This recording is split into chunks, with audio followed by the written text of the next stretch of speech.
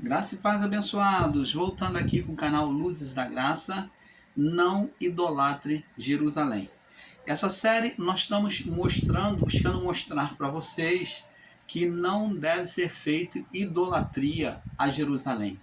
Jerusalém não é a cidade santa.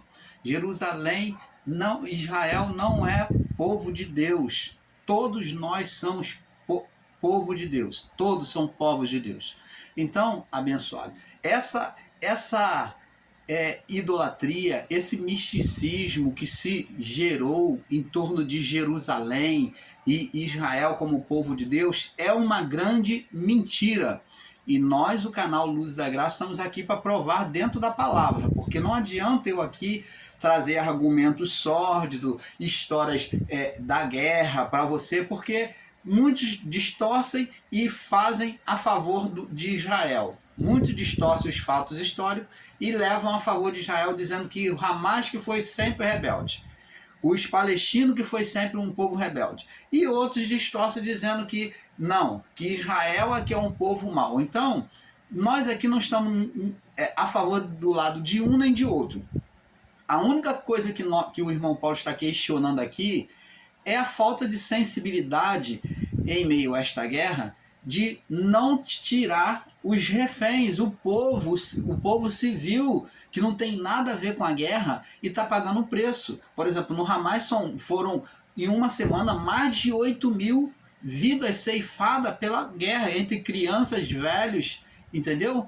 Mulheres, tudo mortos por causa da guerra.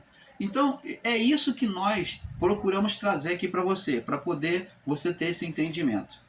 Então, abençoados, eu, como estava falando na minha última fala, na parte 3, estava falando para vocês que não era o templo que curava, não era o templo que curava. O que curava é a fé. As pessoas que vieram até Jesus, elas foram curadas mediante a fé. Então, mostrei várias referências para vocês, como a mulher do fluxo, o centurião que intercedeu pelo servo, os 4 homens que intercedeu pelo paralítico. Mostrei sobre a mulher cananeia que intercedeu pela sua filha, exercendo a fé. E agora, ao contrário disso, vamos ver os que estavam dentro do templo e não foram curados, não receberam a cura pelo templo. Vamos ver aqui que Jesus tem que ir lá no templo para poder curar essas pessoas. Elas estavam no templo. Se o templo fosse tão santo naquela época, elas teriam sido curadas no templo. Mas o templo já estava corrompido. Nós lemos aí, vimos que Jesus, diante daquela cerimônia que vinha ali para fazer a Páscoa, o povo já estava sendo vendilhões do templo, e o templo corrompido, e os principais do templo ganhando com agiotagem, né? Por cada vida ali que estava vendendo no templo. E eles cobravam os animais, os utensílios que serviria para a expiação. Então eles cobravam com agiotagem, porque davam uma parte para os principais da sinagoga e para os principais do templo, os sacerdotes. Então ali já havia uma corrupção. Por isso é que o milagre não podia acontecer no templo. Vamos ver agora, aqui em Lucas 13, vemos essa decepção que no templo não pôde haver cura. Jesus teve que entrar no templo. Lucas 13, no verso 10 ao 17. Diz assim: ensinava no sábado numa das sinagogas, e eis que estava ali uma mulher que tinha um espírito de enfermidade. Havia 18 anos e andava curvada, e não podia de modo algum se endireitar. E vendo-a, Jesus vendo-a, chamou-a e disse: mulher, estás livre da tua enfermidade. E pôs a mão sobre ela, e logo se endireitou e glorificava a Deus. Vê que essa mulher, 18 anos, que andava encurvada, ela esteve muito tempo indo ali no templo, mas ela não alcançou a cura no templo. Por causa de quê? Por causa justamente que o templo estava corrompido. E tomando, agora vê aqui depois o que acontece, que Jesus cura ela. Verso 14. E tomando a palavra o principal da sinagoga, indagando por que Jesus curava no sábado, disse à multidão: 6 dias há que é mister trabalhar, nesses pois vindes para ser curado, e não no dia de sábado. Então o principal da sinagoga, que é o chefe da sinagoga, dali daquele pequeno templo, ele questionou porque a mulher foi curada. Então ele questionou, ele disse que não podia acontecer aquilo, que tinha que ser num dia durante a semana e não no sábado. Então, respondendo, porém, Jesus disse, o Senhor disse: hipócrita, no sábado não desprende da manjedoura cada um de vós o seu boi ou seu jumento e não o leva a beber? Não convinha eu soltar desta prisão no dia de sábado esta filha de Abraão, o qual há 18 anos Satanás, uma força espiritual, Satanás tinha presa. Então você vê aqui que essa mulher havia 18 anos e ela foi chamada por Jesus como filha da fé de Abraão. Abraão significa que ela era filha da fé. Ela era da comunhão com Deus. Ela tinha uma comunhão com Deus? Tinha. Só que ela não tinha recebido o ensinamento de uma fé para se libertar. A fé dela era uma fé dependente, por isso que ela, não sabendo da grandiosidade do seu Deus, ela era mantida escrava de Satanás e andava encurvada. Então é o caso de muitos que às vezes são da fé, estão no meio evangélico, no meio cristão, né? Está ali dentro da igreja, recebe a palavra, mas a pessoa não se despertou, não teve entendimento nela para despertar a fé e saber a grandiosidade do seu Deus. Você lembra de Jó, que ficou se lamentando, perdeu tudo, ficou se lamentando, mas Jó, quando Deus chegou a Jó em meio ao redemoinho e teve aquele diálogo com Jó e mostrou a sua grandeza para Jó naquele diálogo, fez Jó refletir sobre a grandeza de Deus, então Jó viu que já não era mais motivo dele estar se lamentando. E ele, vendo agora a grandeza do seu Deus, do Criador, então ele vem clamar, ele, ao invés de ser intercedido, ele vem interceder pelos seus amigos que falaram mal dele. Então, ter um entendimento da palavra é que produz a fé. Só coloca a fé em prática quem tem um entendimento perfeito do Criador. Se você conhece o Criador como um Deus pequenininho, um Deus que é só para louvar, um Deus que é só para cantar no corinho, um Deus que é só para participar das festas na igreja, esse Deus não vai operar na sua vida. Não que ele não possa, mas é por causa da sua fé, da pequenez da sua fé. Da pequenez da sua fé, como Pedro. Muitas pessoas têm fé para comer legume e não carne. Pedro tinha uma fé para comer legume. Ele andou sobre as águas, ele desafiou Jesus a querer andar sobre as águas, e Jesus deu essa autoridade para ele. Então ele falou: vem, Pedro, e ele soltou a fé, mas a fé dele era pouca. Jesus falou: homem de pouca fé. Então, cada um de nós podemos, nessa nossa fé, que a fé é dom de Deus e colocada sobre todos, mas ela tem que ser exercitada em nós. E essa confiança, essa credibilidade na palavra de Deus, no Criador, tem que ser exercida por nós. E a fé de cada um é diferente. Ela não é a mesma fé. Uns têm fé para comer carne, como Paulo disse, e outros para comer legume. Quando o cidadão ou a cidadã exerce uma fé diante de Deus, vai exercendo a fé dia a dia, né? Então essa fé dele vai se aumentando. Por quê? Porque ele já tem uma experiência com Deus por meio da fé. Então a sua fé se torna como um músculo que vai se enrijecendo e crescendo. Mas se a fé ela é guardada, ela não é exercitada, o que Paulo diz? Completei a minha carreira e guardei a minha fé. Paulo disse que só iria guardar a fé quando completasse a carreira, o ministério dele, o trabalho dele. Então ele precisava da fé para poder exercer o trabalho, para poder vencer as dificuldades. Então a fé ela só pode ser guardada, a fé em Deus por meio da palavra só pode ser guardada quando nós sairmos desta vida. Enquanto estivermos aqui, sempre teremos motivo para exercer a nossa fé. E aquele que, mesmo em embaraço da vida, não exerce a fé, ele é sufocado pelos problemas desta vida. Porque Deus está à disposição de tudo. Jesus falou, é chegado a vós o reino. Então, se o reino está, e se eu estou passando uma situação de lamúria e não saio dessa condição, é porque eu não exerci a minha fé, eu não exerço a minha fé.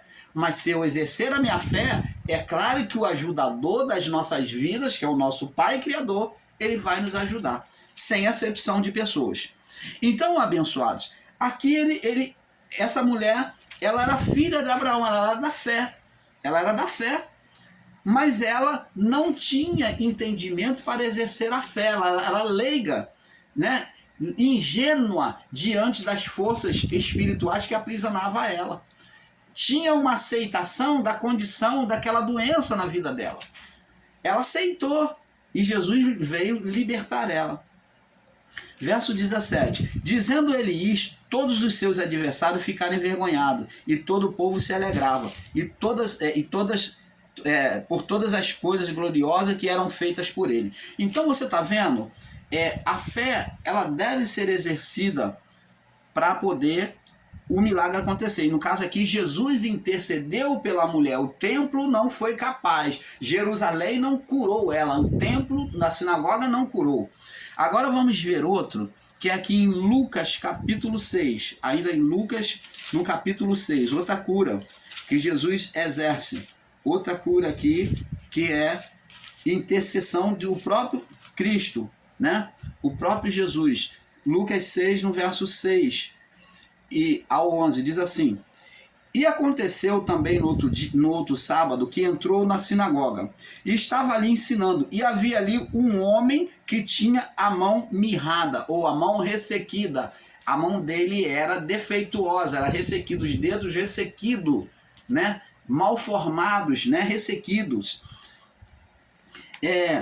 E os escribas, verso 7, os escribas e fariseus, que são os líderes religiosos, escribas e fariseus são os líderes religiosos, observavam-no se o curaria no sábado para acharem do que o acusar. Mas ele bem conhecia os seus pensamentos e disse ao homem que tinha a mão mirrada, a mão defeituosa, ressequida, e diz assim, ou a mão mal formada, né? A mão mal formada, ressequida.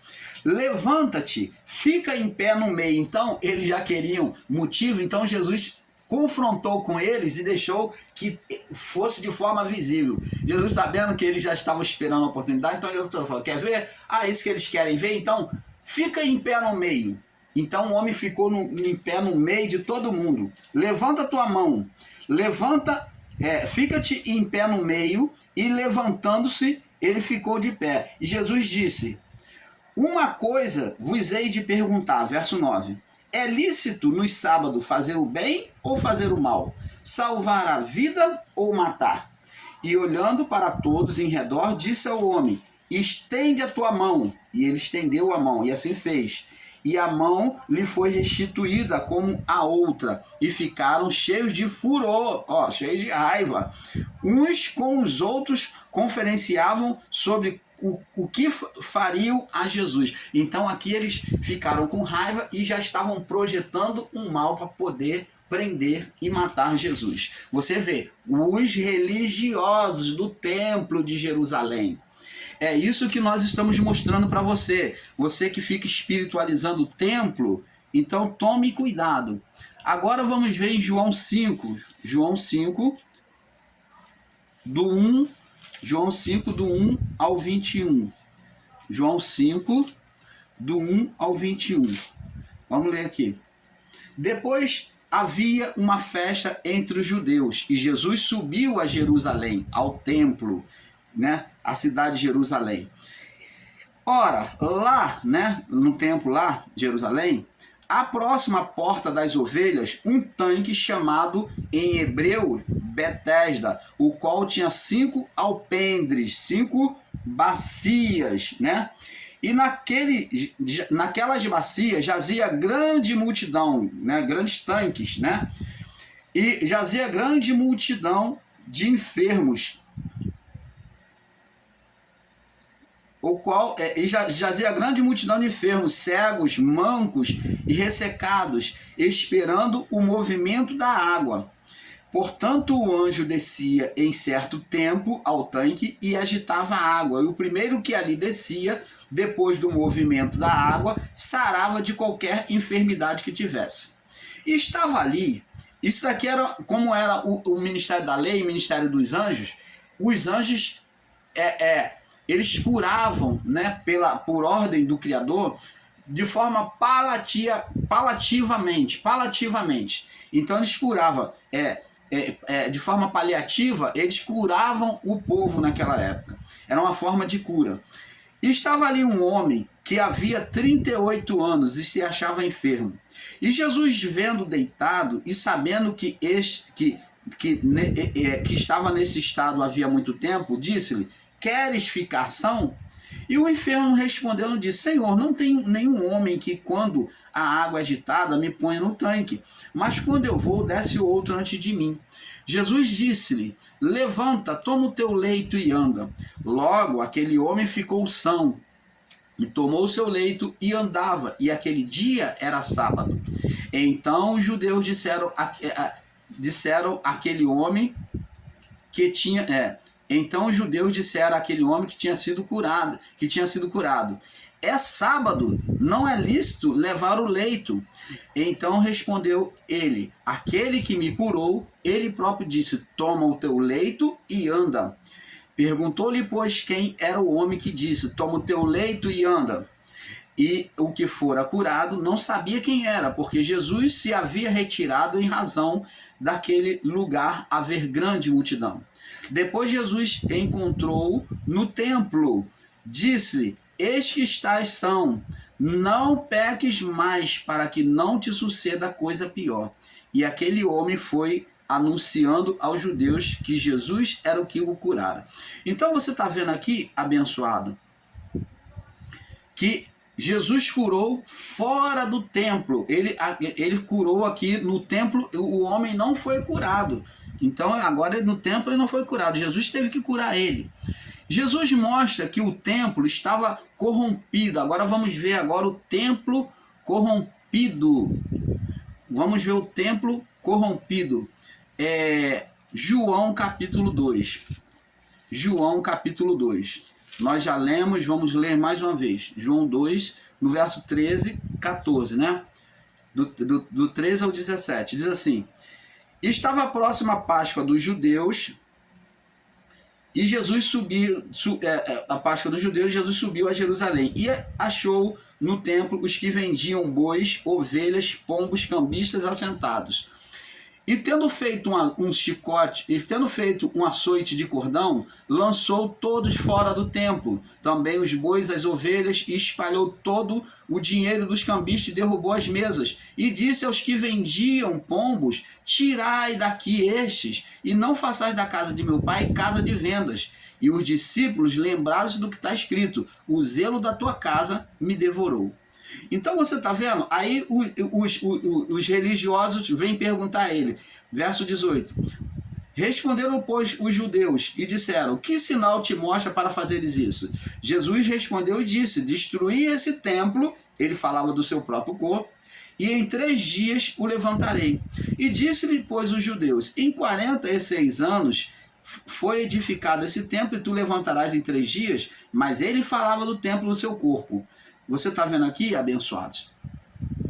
Agora, vamos ver também João, deixa eu ver, nós vemos aqui João, vamos ver agora em Lucas capítulo 13, Lucas 13, é muito interessante, nós vemos o quanto o templo já estava, a religião de Israel já estava pervertida, né? Lucas 13, do 34 ao 35. 34 e 35. Vamos ler do 32, do 33 ao 35.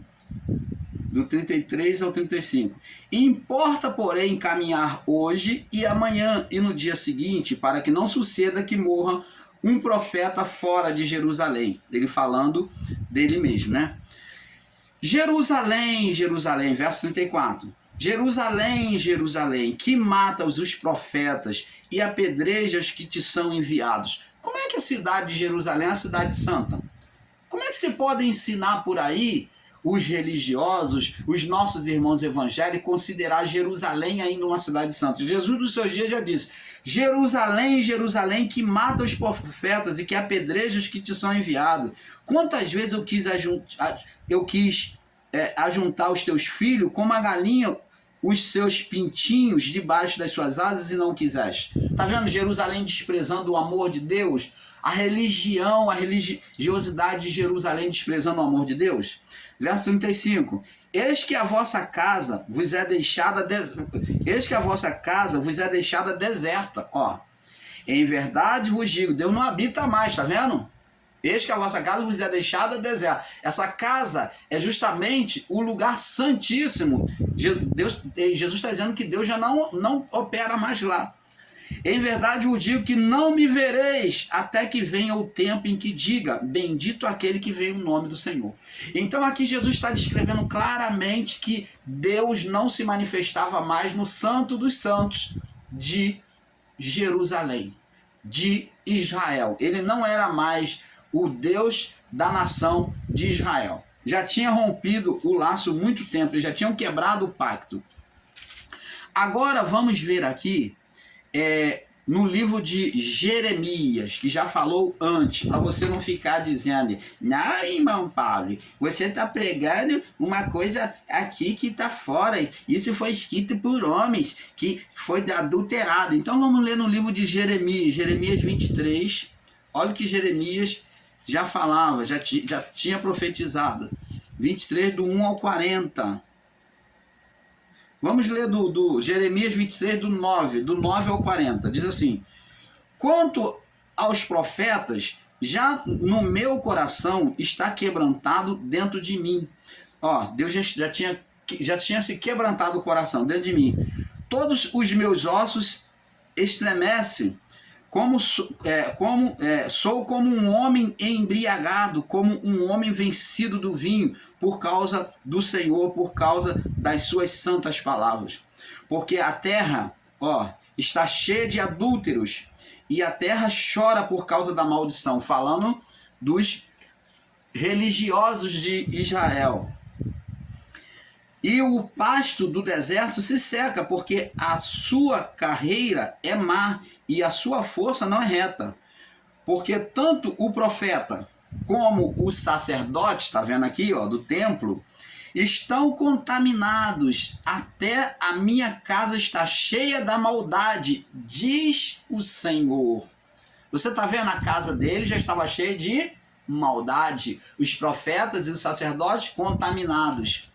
Portanto, verso 12, o seu caminho lhe será como os lugares escorregadios na escuridão. Serão empurrados e cairão nele, porque trarei sobre eles mal. Deus vai permitir o mal. Foi o que aconteceu nos anos 70. A matança, a queima de Jerusalém. E no ano da visitação, diz o Senhor, que é o juízo no dia final, né? Verso 13. Nos profetas de Samaria, bem vi loucura. Profetizaram da parte de Baal, tá vendo? Os profetas naquela época, lá da cidade de Samaria, já profetizava por profeta de Baal. Não falava por Deus, dizia que estava falando por Deus. E faziam errar o meu povo Israel. Verso 14. Mas nos profetas de Jerusalém, veio uma coisa horrenda, pior ainda do que o de Samaria, né? No profeta de Jerusalém veio uma coisa horrenda: cometem adultério, tá vendo? Cometem adultérios, sacerdotes, e andam em falsidade, e fortalecem as mãos dos malfeitores, eram corruptos, e para que não se convertam da sua maldade, eles têm se tornado para mim como Sodoma, e os seus moradores como Gomorra. Portanto, assim diz o Senhor dos Exércitos, acerca dos profetas: eis que lhe trarei a comer losna, né, que é amargo, e lhe farei beber águas de fel, porque dos profetas de Jerusalém saiu a contaminação sobre toda a terra. Você ainda vai ficar defendendo que Jerusalém é cidade santa, meu irmão? Se já no período de Jeremias já acontecia essa depravação no templo, você ainda vai defender ainda Israel como cidade de Deus, como povo de Deus? Verso 16, assim diz o Senhor dos Exércitos, não deis ouvido às palavras dos profetas. Ó, agora tinha que ser ignorado as palavras do profeta. Que entre vós profetizam, fazem-nos desvanecer, falam das visões do seu próprio coração e não da boca do Senhor. Ah, então o profeta já era mentiroso. 17, dizem continuamente aos que me desprezam, o Senhor disse. Eles estão sempre falando que o Senhor está falando, o Senhor disse: paz tereis, e qualquer que anda segundo a dureza do seu coração, e dizem, não virá o mal sobre vós. Então eles profetizam sempre o contrário, né, para querer agradar o coração das pessoas. Verso 18, porque quem esteve no conselho do Senhor e viu ou ouviu a sua palavra? Quem esteve atento à palavra e ouviu? A sua palavra e ouviu? Eis que saiu com indignação a tempestade do Senhor, e uma tempestade penosa cairá cruelmente sobre as cabeças dos ímpios. Não se extraviará da ira do Senhor, até que execute e cumpra todos os desígnios do seu coração. Tá vendo? Nos últimos dias entendereis isso claramente. Ah, tá vendo aqui? Agora, nos anos 70, né? Eles agora já poderiam entender o que Deus estava falando já no período de Jeremias. Então, para não alongar muito, você pode ler até o verso 40, que é muito pesado o que Deus diz aqui. Eu li até o verso 20. Então, você pode ler até o verso 40, ler mais esses 20 versos que tem aí, e é muito pesado, e Deus mostra claramente que não tem mais nenhuma relação com o templo de Jerusalém, e nem com a cidade de Jerusalém, e nem com o povo de Jerusalém como propriedade peculiar dele, particular dele, por causa da corrupção. Então, abençoados, agora vamos ver em Lucas, vamos mostrar agora no Novo Testamento, Lucas capítulo 23, Lucas 23, no verso, Lucas 23, no verso 31, Lucas 23, no verso 31, diz assim, ó, Lucas 23, no verso 30,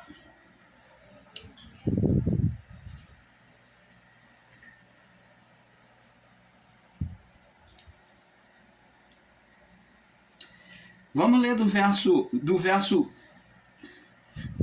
26, Lucas 23, verso 26 em diante. E quando iam levando, tomaram um certo Simão, né, na caminhada da cruz, a caminho do Gólgota, o Simão Cirineu, né, da Cirinéia, que vinha do campo, e puseram a cruz às costas, para que levasse após Jesus. Seguindo grande a multidão de povo e mulheres, os quais batiam nos peitos e lamentavam, enquanto muitos estavam ali sofrendo por ver o sofrimento de Jesus, né? Jesus, porém, voltando-se para elas, disse: filhas de Jerusalém, não choreis por mim, chorai antes por vós mesma e por vossos filhos. Ó, Jesus estava falando, chorai pelo acontecimento que vai ter com vocês e com os seus filhos, com o seu futuro. Então se preocupe com o presente e o futuro agora de vocês. Porque eis que virão, que hão de vir dias que dirão, bem-aventurada as estéreis, que vão desejar não ter nem filho mais, viu? Naquela época Jesus já tinha dito, bem-aventurada, feliz as estéreis, e os ventres que não geram, e os peitos que não amamentam. Então começarão a dizer aos montes, caí sobre nós, e aos outeiros, cobri-nos. E isso aconteceu na queima, na matança de Jerusalém, no período da matança, nos anos 70. Porque, aí ele disse, porque se ao madeiro verde, ele mesmo, se o madeiro verde, se a árvore verde fazem isso, o que fará o seco, que eram os discípulos e os que viriam depois, né, pregando em nome dele? E também conduziram outros dois que eram malfeitores para com eles serem mortos. Então você está vendo? E quando chegaram ao lugar chamado Caveira, ali crucificaram os malfeitores, um à direita e outro à sua esquerda. E dizia Jesus, Pai, perdoa-lhe, porque não sabem o que fazem. Então você está vendo aqui a maldade. Então aqui os líderes vêm falar aqui, ó, e repartindo as suas vestes lançaram sorte. Verso 35, que o povo estava olhando, e também os príncipes, que é os líderes, né, os principais, né, da religião, zombavam dele, dizendo, aos outros salvou e salva-se a si mesmo, se é o Cristo, o escolhido de Deus. Então você está vendo, abençoados, a maldade do povo de Israel, do povo lá de Jerusalém, a maldade de Jerusalém, a que ponto já estava? E como é que você pode ainda defender Jerusalém como cidade santa? Vamos ver agora.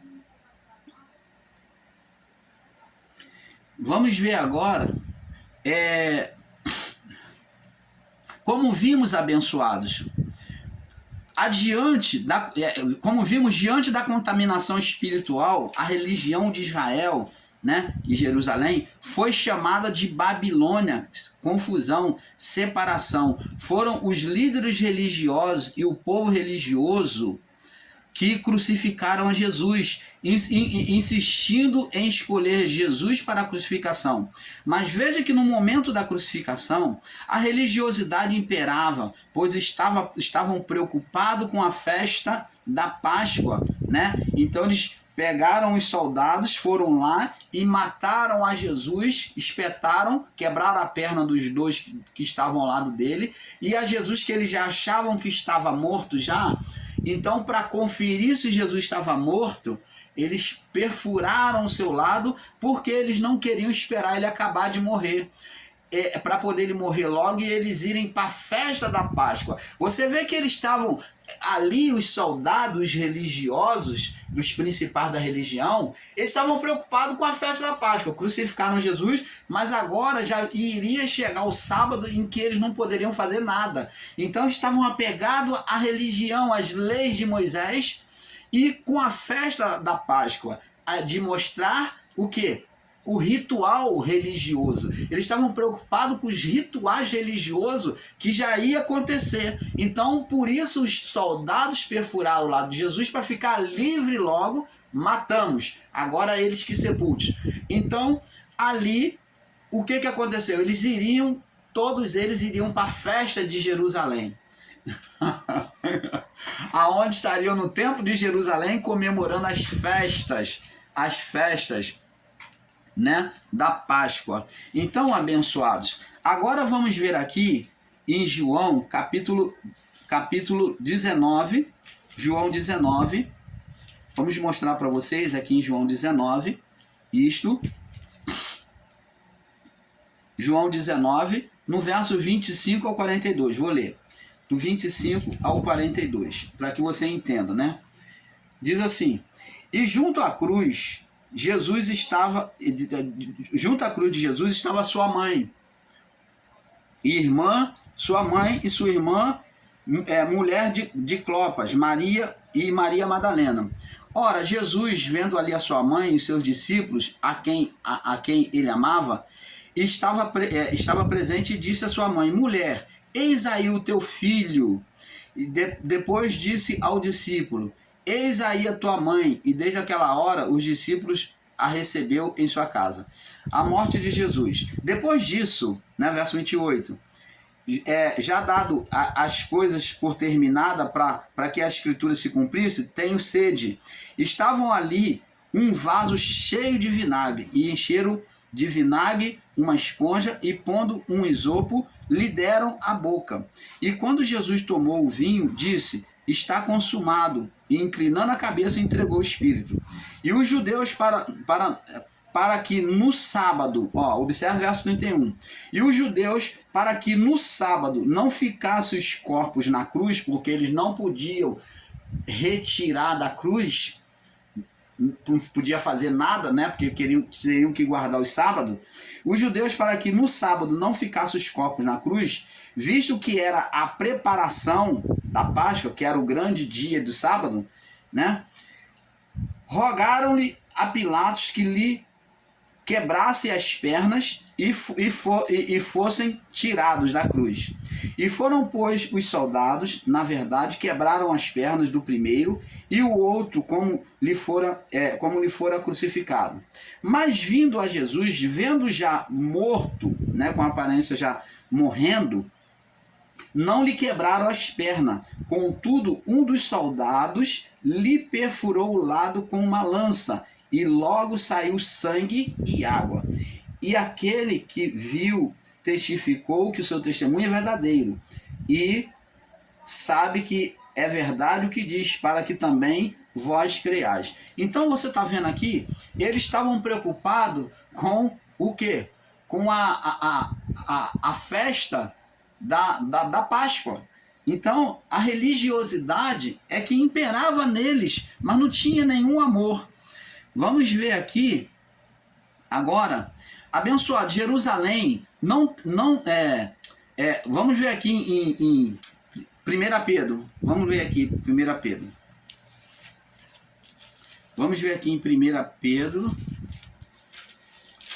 1 Pedro, 1 Pedro,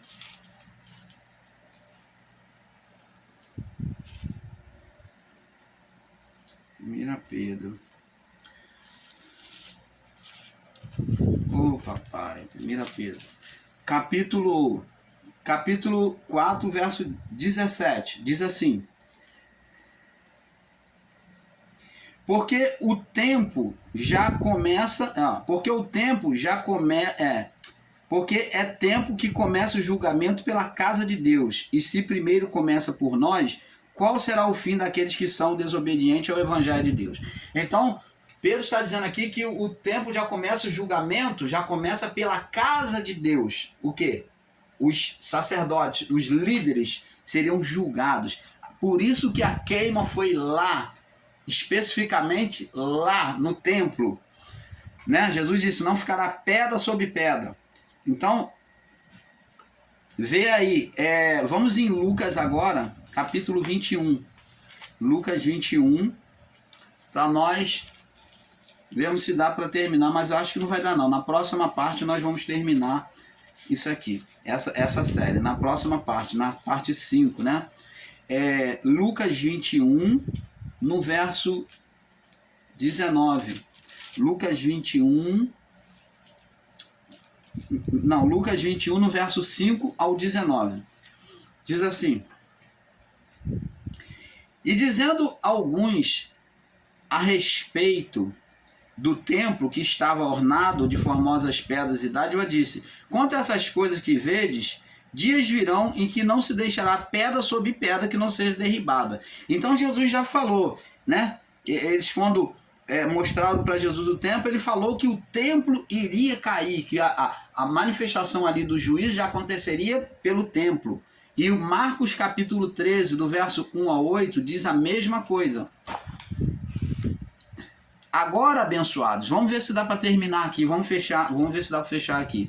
Agora, o ensino de Jerusalém como uma cidade santa é o maior absurdo, é apoiar a atitude de Jerusalém em guerrear contra os palestinos. O ensino de Jerusalém como cidade santa é o maior absurdo. E apoiar a atitude de Jerusalém em guerrear contra os palestinos é pior ainda.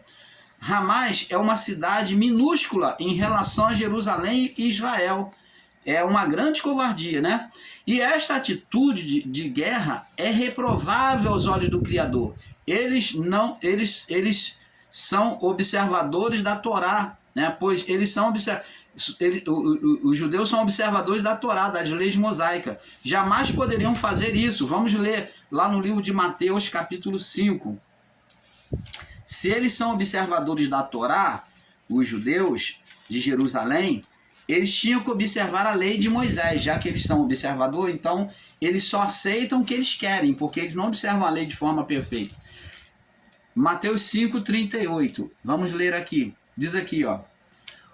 Ouviste o que foi dito, olho por olho, dente por dente. Aqui Jesus está falando da lei mosaica, que era olho por olho, dente por dente. Aí ele diz aqui, porém, Moisés ensinou olho por olho, dente por dente.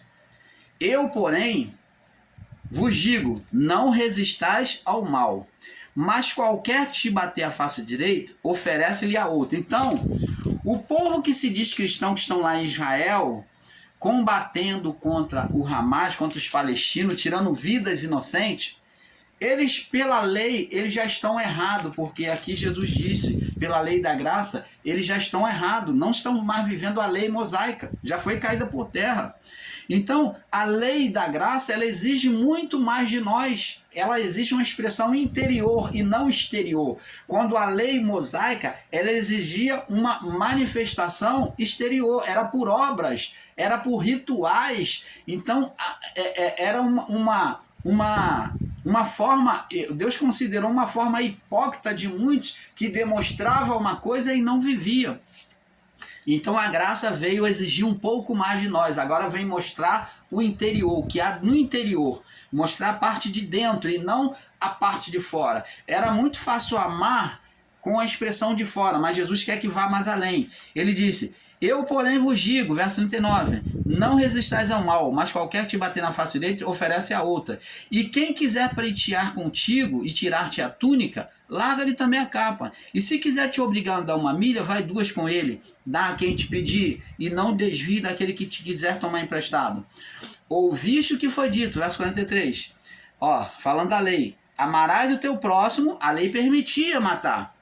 Amarás o teu próximo e odiarás. Esse ódio que o povo de Jerusalém, os israelitas aí, o povo de Israel, estão levantando contra os palestinos, ele não pode existir mais. Ele podia no passado, antes de Jesus trazer a revelação, antes da graça ser anunciado, antes de Jesus chegar e trazer, antes de João Batista falar, está próximo o reino dos céus. E Jesus falou, é chegado a vós. Quando o reino dos céus veio, a revelação veio, né, do Deus encarnado, agora não poderia mais haver esse tipo de comportamento.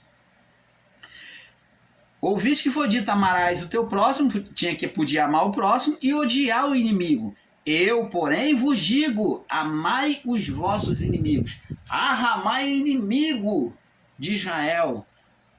E aí? Jesus está dizendo, ó, eu, porém, vos digo, amai os vossos inimigos e bendizei os que maldizem. Porque fazei bem aos que vos odeiam e orai pelos que vos maltratam. Então, se eles se dizem ser religiosos e povos de Deus, qual era a atitude deles? Orar. Orar pelo povo palestino, que eles consideram inimigo. Então, eles tinham que orar. É isso que diz a palavra. Orai pelos que vos maltratam e vos perseguem, para que sejais, para que seja aprovado por Deus, pelo Criador, para que sejais filho do vosso Pai que está no céu, porque ele faz faz com que o sol se levante sobre maus e bons, e a chuva desça sobre justos e injustos. Porque se amardes aos que os amam, que galardão tendes? Não fazes publicando também o mesmo? Se saudais unicamente os vossos irmãos, que fazeis demais? Não fazes publicando também o mesmo? Sede perfeito, como é perfeito o vosso Pai que está no céu. Nos céus. Então você está vendo aí, abençoado, como é hipocrisia esse evangelho pregado pelos cristãos de Jerusalém. É um grande evangelho mentiroso, carregado de mentira, de hipocrisia, de dizer que é terra santa, que é povo de Deus. Que povo de Deus? Povo de Deus exerce amor e misericórdia. É isso que Jesus está mostrando aqui. Então vamos acordar, abençoados. Então, Jesus manda eles não revidarem a luta, que a luta deve ser pela oração e amor espiritual, né? O cristão e o evangélico de hoje parecem não possuir o menor entendimento da perfeita vontade de Deus, pois estão reagindo aos estímulos carnais, onde muitos estão incentivando e concordando com as atitudes de ataques israelitas contra os palestinos. Amados, Deus não trouxe a guerra a Israel e a Jerusalém. Nos anos 70, Deus não trouxe a guerra contra Israel e contra Jerusalém nos anos 70, e sim Satanás incitou os povos inimigos junto ao Império Romano à destruição e à matança dos cristãos. Vamos ver isso aqui em Mateus capítulo 10, para nós fecharmos essa série. Teria muito mais coisa para falar, mas vamos parar, né? Vamos dar o basta aqui, Mateus 10 e Romanos capítulo 19. Vamos lá, Mateus 10, 23. Diz aqui, ó.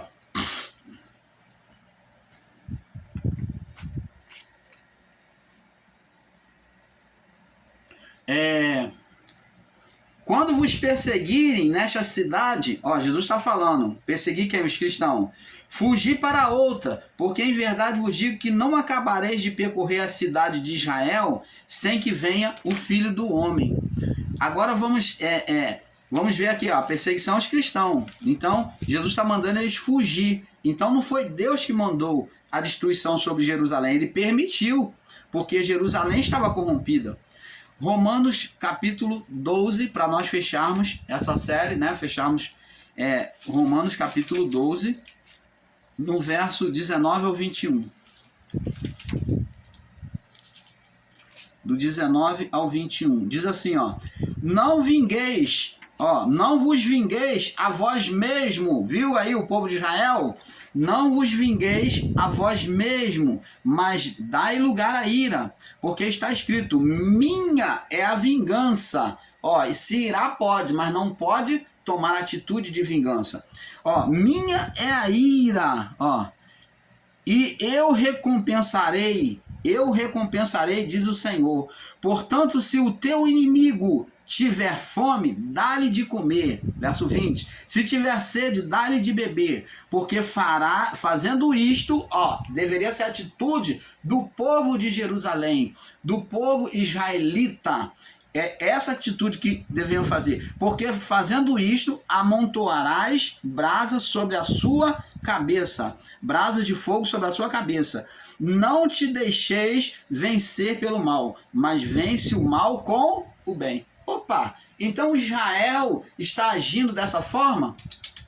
Eles estão revidando.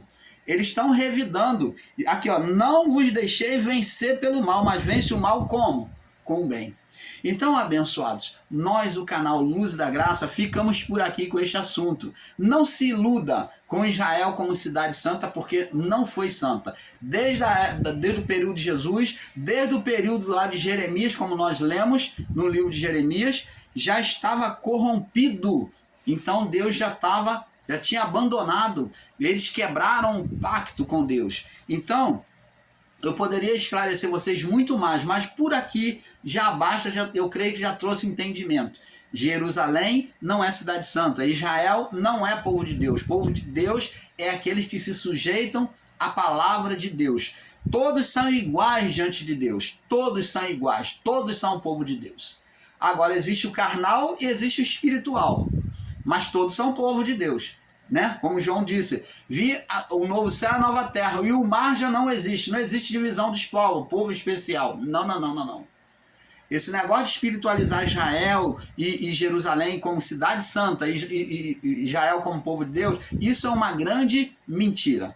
Então eu deixo aqui para vocês este ensino compartilhado, esperando que você tenha tido um perfeito entendimento, porque como ensinamos sempre com um pouco aqui, um pouco ali, palavra sobre palavra, mandamento sobre mandamento, um pouco aqui, um pouco ali.